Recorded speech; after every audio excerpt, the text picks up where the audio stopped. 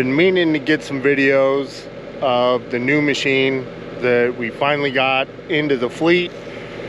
Added probably 2 weeks ago now. Had some heavy storms go through, a lot of other stuff going on, so just haven't had a ton of free time, but wanted to go through just kind of a quick overview of how the machine sits now.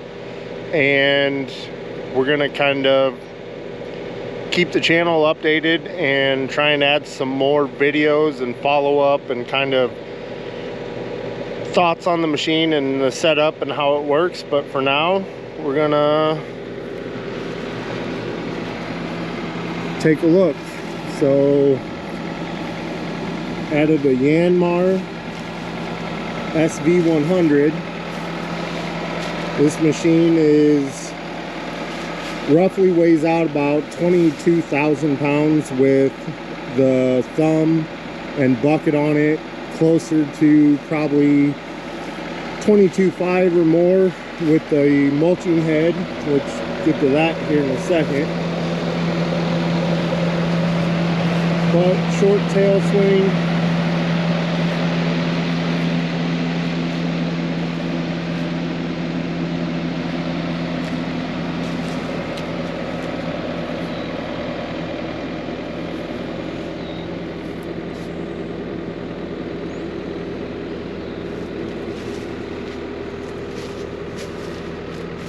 So part of the deal with adding an excavator was being able to add the mulching head with it. So this is the Fecon FMX50, 50-inch wide cut. We run obviously the knives on it, just a little more efficient, a little better finish. But overall,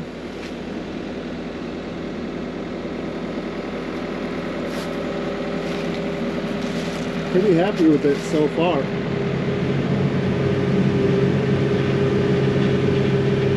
Alright, you're gonna have to bear with me because I'm not exactly the biggest fan of listening to myself talk, so I'm just gonna try and kind of go over the machine a little bit.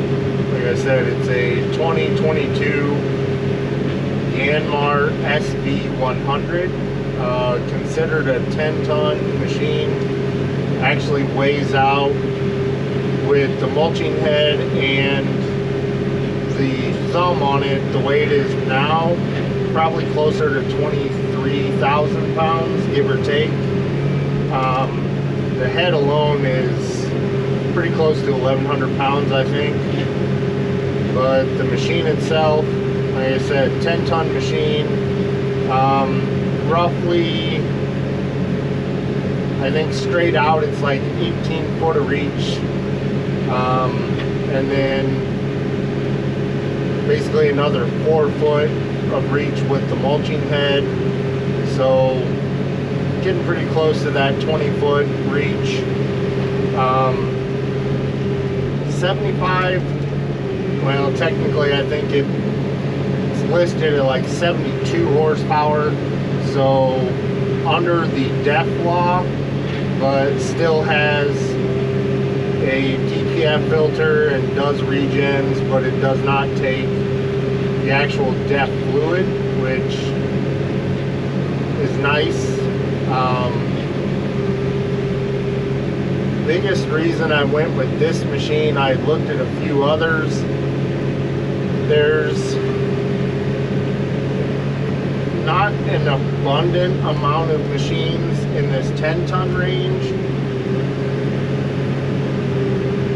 so there's a lot of like the 8-ton machines, so Kubota 80, Deere 85, Bobcat 85, several others. I think the Cat, I want to say it's a 308, is their 8-ton machine.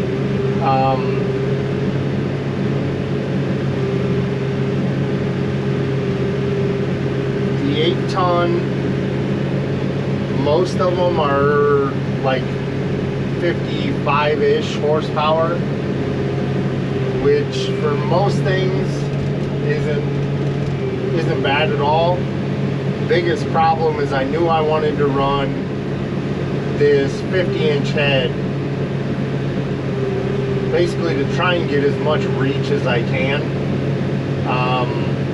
Pond dams, hillsides, things like that.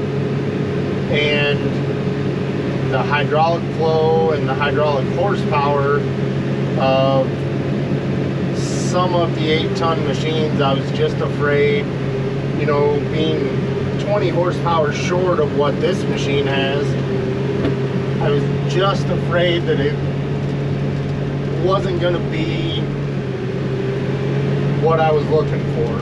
You know, I know that running this head on this machine is kind of pushing the hydraulic horsepower limits of it anyway. Just kind of nature of the beast. I mean, even my skid steer with the 100 horsepower with the 60-inch mulching head, you know, it's kind of one of those things where you always wish it had 100 more horsepower and 20 foot more reach. So I didn't want to get into, you know, basically a 8-ton machine and just not be happy with the stability or the hydraulic horsepower. Because I knew going into it that pretty much like everything else, you know, I'm going to be kind of pushing the limits of this thing anyway. I wanted to get as much stability, as much kind of hydraulic power as I could reasonably get. My biggest, I don't know, kind of one of the biggest quirks to it is it'd be awesome to have, like, you know, a 135 class machine, something along those lines, which at some point I probably will have both. But that machine is a little harder to transport and a little harder to fit into some of the areas where I'm trying to sneak this machine into. So I get a lot of properties like this where there's backyard ponds, farm properties, fence lines, gates, those kind of things where getting a wider and a heavier machine isn't always an advantage. Some of those machines, you know, if you're looking at a 30,000 pound machine, which I mean this thing weighs, we'll say 22, it's not a lot more, but in some scenarios it's just enough where it would kind of make me uneasy. So some of these pond dams never were really designed to have equipment running on them or operating on them, so they're a bit on the narrow side. And you know, without knowing how that dam and that drainage system was put in, the last thing I want to do is collapse tubes or, you know, run into issues like that because I got a 30,000 pound machine on a pond dam that, you know, is kind of sketchy to begin with. So a lot of these pond dams that were out here, or are out here, we have some really good guys in the area that do amazing pond work. And I know if it's one of their ponds, you know, I know I can put about any size machine on it. The biggest issue is some of these ponds, I have no idea who built them, how they were built, how they're set up, and trying to push the biggest machine possible into some of these properties just would have been too much. plus, like I said, I get a lot of,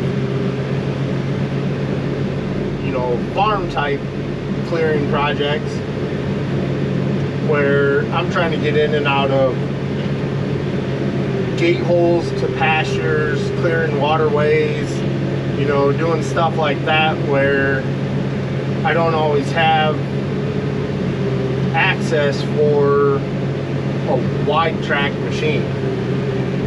In a perfect world, like I said, at some point I will have both, but for right now, this machine being basically 75 horsepower, 22,000 pounds, you know, some of the bigger trees, like if I'm trying to stump out a bunch of bigger trees and things like that, it's got the weight, it's got the guts to kind of work at some of that stuff and clear out some of those bigger clearing projects, but small enough where I'm comfortable kind of sneaking it in places where some of the bigger machines can't get.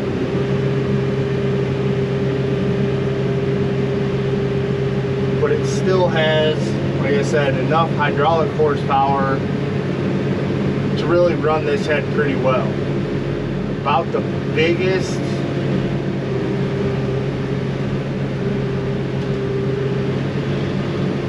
I guess the biggest I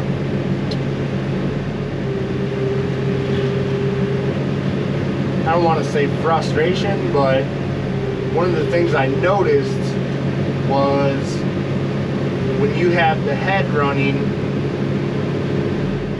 that stick movement gets slow.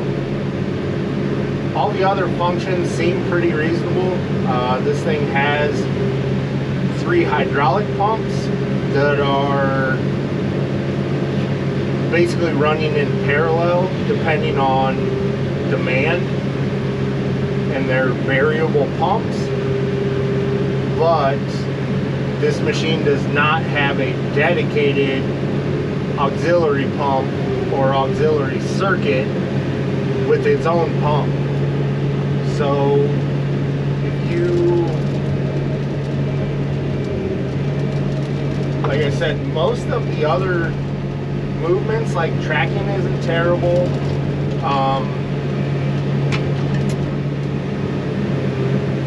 The boom functions, bucket curl, you know, swinging the house.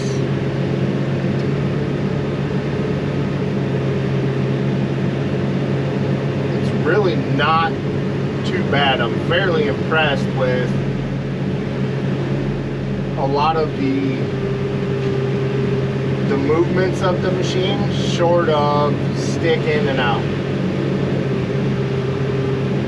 which I knew, like I said, I knew it was going to be taxing the hydraulic capability. About the only machine I think that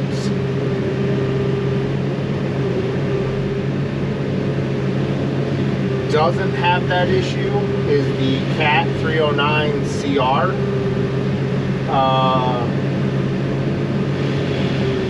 Can't really knock it. I think it's a great machine. I'd really like to spend some time being able to kind of work one hard and see what I think about it then. I spent I don't know, probably an hour or so in one.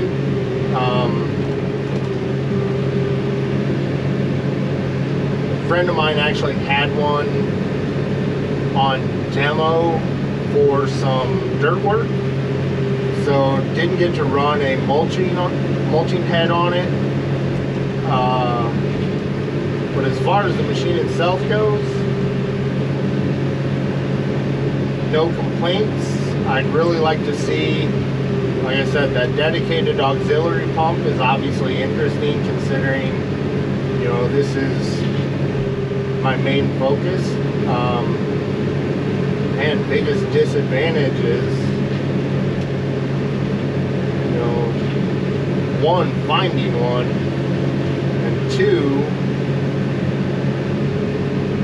the new CAD 309 without a head in some areas is going for like anywhere from 175 to 200,000 depending on availability, and this thing was significantly lower than that.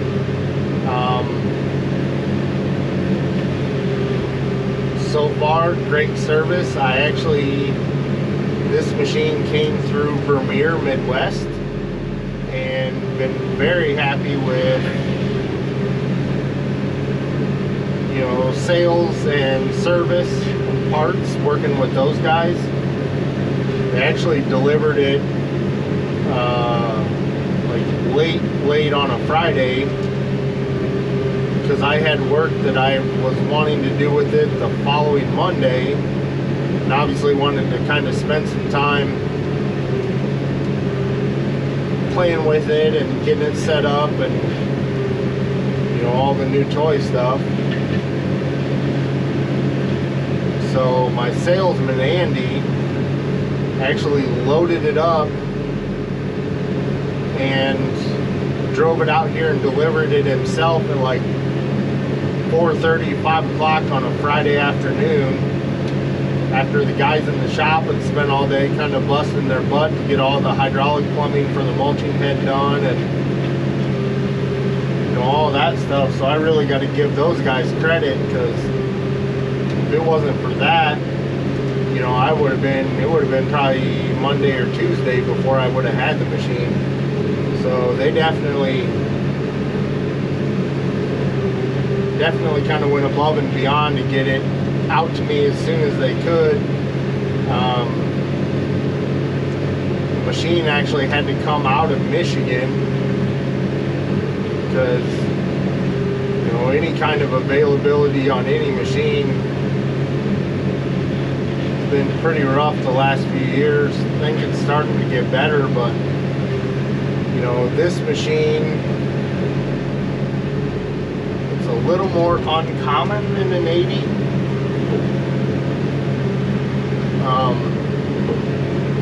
There's,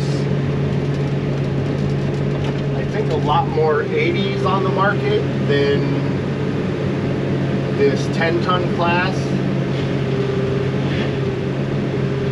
Because I know, like, I think there were a couple of Kubotas available for a long time.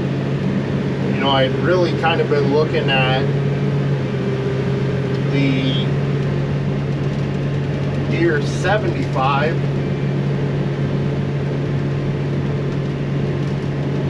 and had really been, honestly, for probably a year and a half trying to track one of those down, and just could never get one. So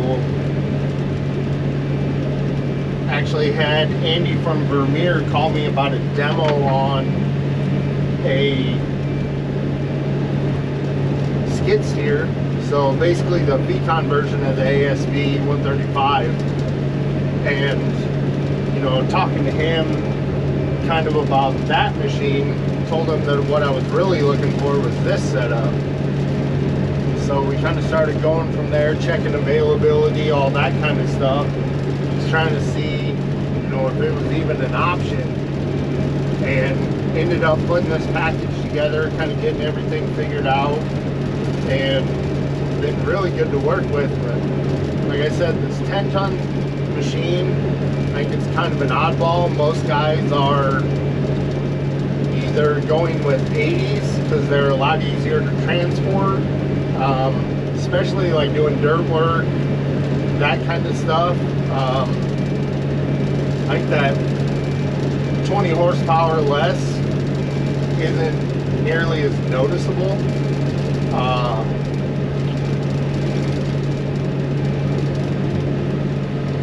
And if an 80 is not big enough, most of those guys, they're just jumping right up and, you know, going to like a 120, 130 class machine, or to a 210, which, you know, it'd be nice to have that size machine as well, but just doesn't really fit with a lot of the areas that I need to get this machine into.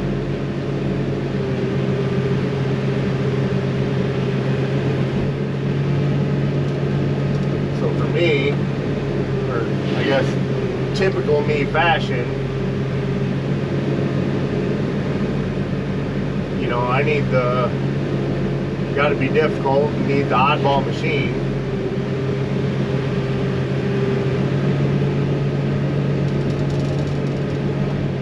But so far, like I said, I've been very happy with the machine. As you can tell, like even there, some of the stick movements are, for some reason, noticeably slower than the other hydraulic functions, but manageable for, you know, what I'm doing.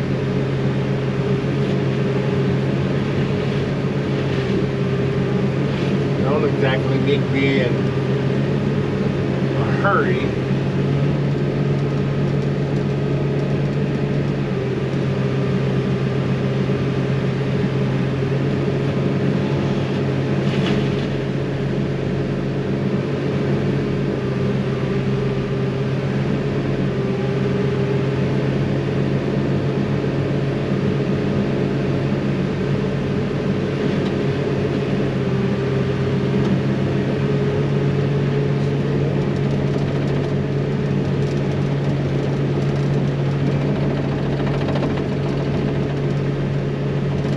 Anyway, it's kind of the, I guess, quick overview on the machine. Right now I got about 75 hours on it.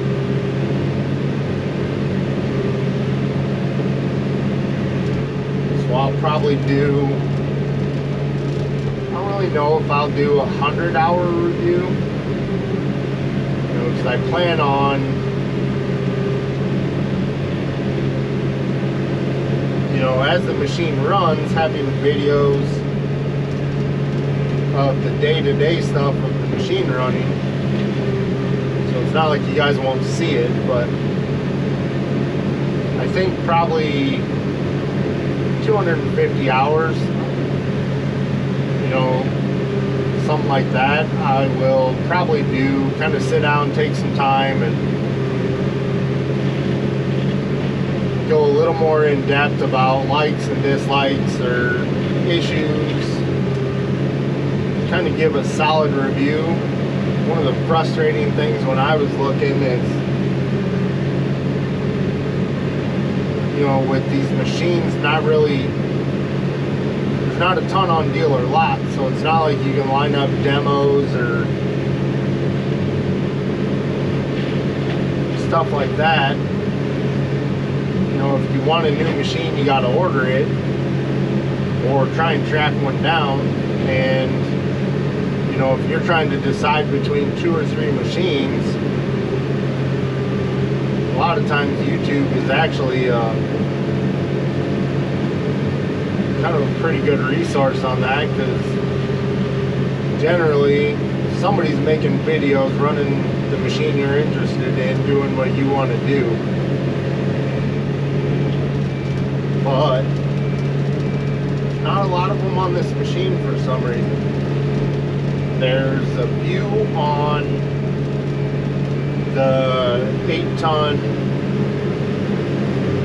Yanmar, the Bio 80, and then obviously going down from there, you know, like the 50s and 35s and those kind of machines. There's quite a bit more on those, especially when it comes like brand to brand comparisons, but there's just not a lot of guys running the SV100. Like I said, I think it is kind of that oddball machine where in the right scenario, it's a great machine for what I want it to do and how I want it set up. But there's not a You know, not a lot of guys that are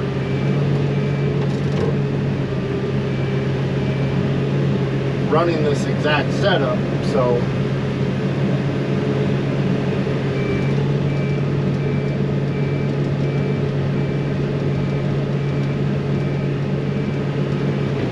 kind of hoping that,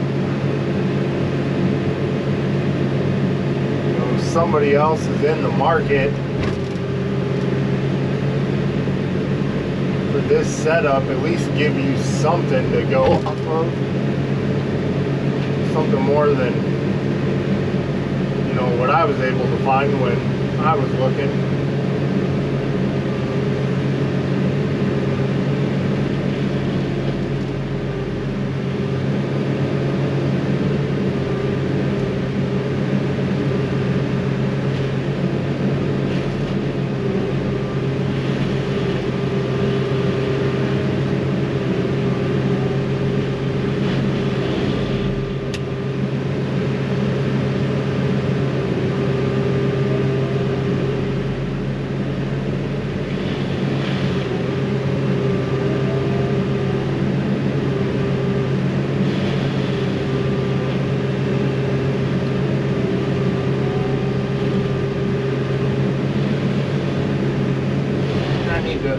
Go through and put an edge on these knives. I think they've got,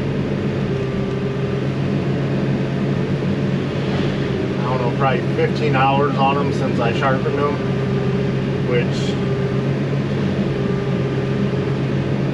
normally I don't run them that long, but these are the first, I think they call them Viking sword knives, the actual Fecon ones. Honestly, so far they've held up a lot better than what I was expecting.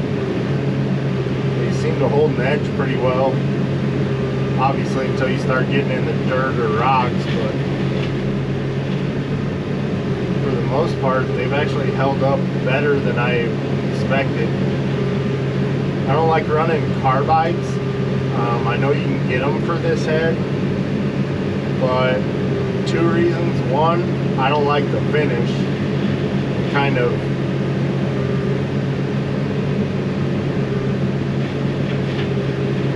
I guess I like to be picky about the kind of finish that I leave, and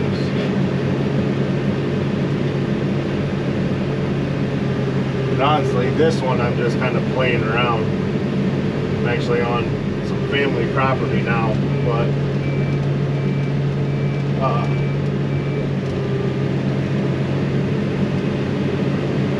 one, the knives leave quite a bit better finish, but they also cut a lot more efficiently. So when you have a machine that's already kind of lower on the horsepower spectrum than what you really want, having those knives just gives you a little extra efficiency to kind of make the best use of what the machine can give you.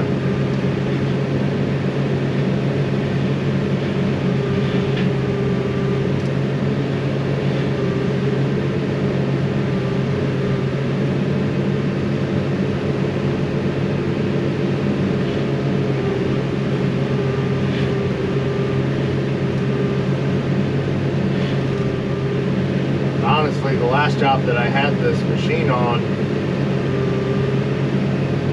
like I said, I've kind of been playing around, trying to see how far I could push it, and you know what it'll let me get away with and what it won't. And actually had probably a 30-inch diameter elm tree that was down on a clearing project that, you know, I had planned on hauling off, but I was using this to clean up around it, kind of, you know, take out some of the smaller limbs, so I wasn't trying to haul a bunch of that stuff around. And started going through, just trying to, I guess, see how big of a cut it would let me take. And honestly, if you're patient, kind of let the knives do their thing and let the machine work through the material. I mean, I was taking, I don't know, probably inch and a half deep cuts across or down the length of a, you know, 30-some inch diameter tree, and was actually handling it fairly well.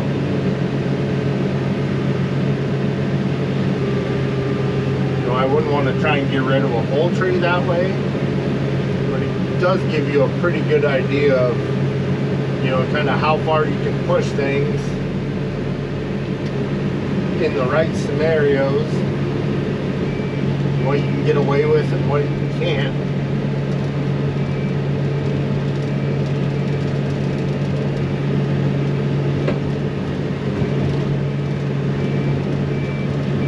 Like I said, it's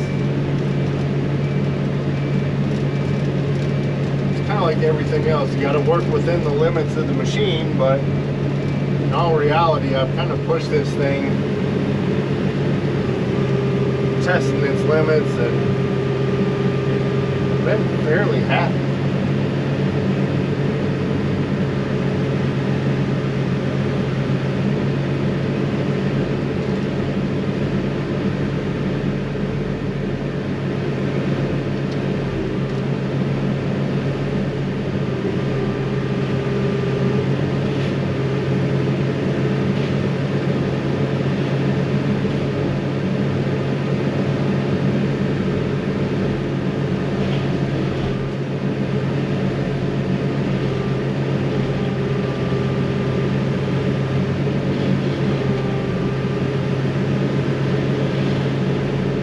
I don't know how much of this you guys can see. I'm recording on a GoPro. I don't have external mics or anything like that, so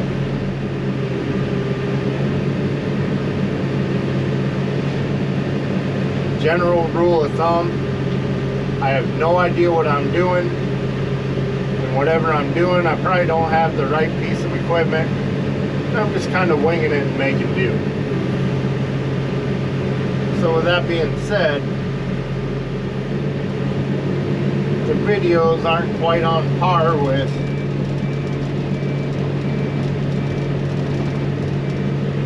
a few other guys out there. I do apologize, but I am definitely not a producer or video editor or anything along those lines.